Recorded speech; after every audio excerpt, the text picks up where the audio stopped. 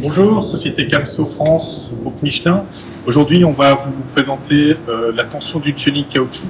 Moi, c'est Monsieur Bouzin, je suis responsable grand compte pour la partie chenille caoutchouc au niveau national. Et je suis accompagné donc de Bruno Fontaine, qui est support produit. Responsable technique pour les produits Camso, toute la partie construction, chenille, construction. Donc aujourd'hui, comme vous le disiez Olivier, on va montrer la procédure pour procéder à la bonne tension du pelle. Donc aujourd'hui, on est sur une Kubota KX61-3 et on va vous montrer l'utilisation d'un petit outil qui va permettre d'aider à régler correctement la tension de la chenille. Donc la première chose à effectuer, c'est de chercher le point de jonction de la chenille. Donc c'est le signe infini, c'est l'endroit où on vient refermer la chenille lors du process de fabrication. Alors ici, en l'occurrence, c'est un petit sigle, comme Bruno le dit, infini.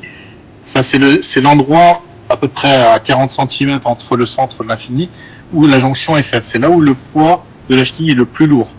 Donc ce fameux signe infini, on va aller le mettre au milieu du châssis. Pourquoi? Parce que si on le laisse là, grosso modo, quand on va faire la tension de notre côté, on va fausser la tension vu que le poids est plus lourd. Donc là, Bruno va démarrer la machine. On va faire tourner la chenille pour mettre le signe infini au milieu. On y va. Là,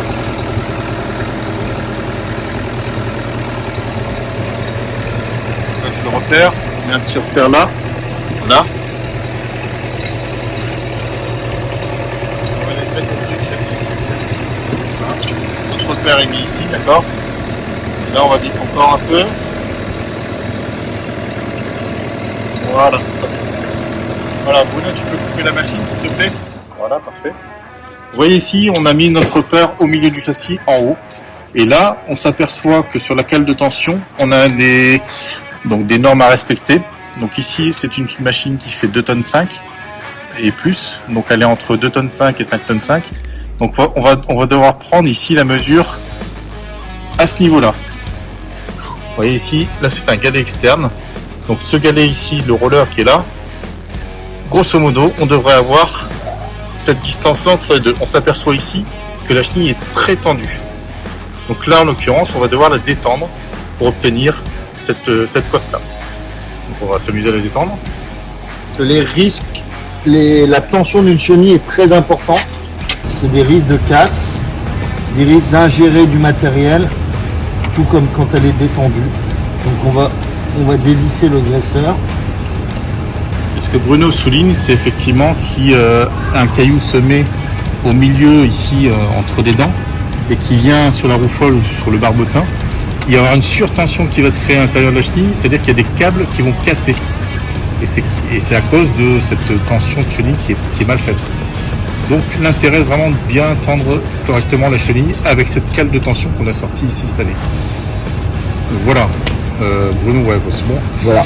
Donc ici, si on s'aperçoit, Bruno a détendu la chenille, là on s'aperçoit effectivement qu'il y a ça de trop. Donc là elle est trop détendue. Donc maintenant on va la retendre pour obtenir la bonne cote.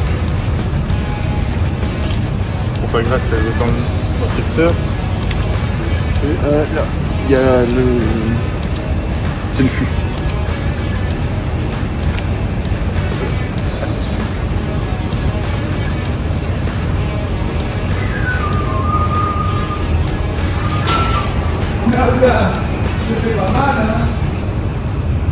Voilà, donc là on a repositionné le graisseur et on va pouvoir procéder à l'injection de graisse dans le ressort pour réussir De la pompe à graisse. à être à 25 mm. Donc là on y va. Hop. Donc Bruno, tu me dis stop. C'est bon, vas-y. Tu peux regarder en gros plan, comme ça on verra bien.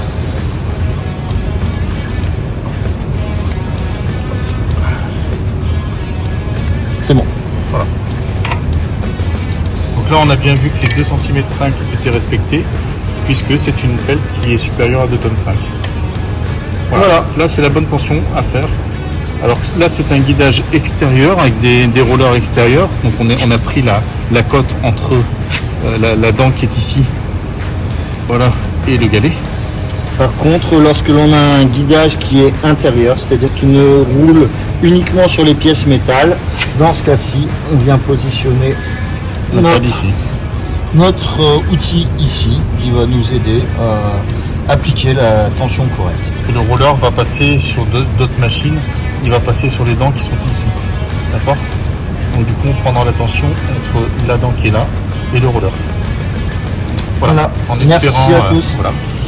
En espérant qu'on a au moins optimisé cette machine-là. Maintenant, il faut faire tout le reste des autres machines.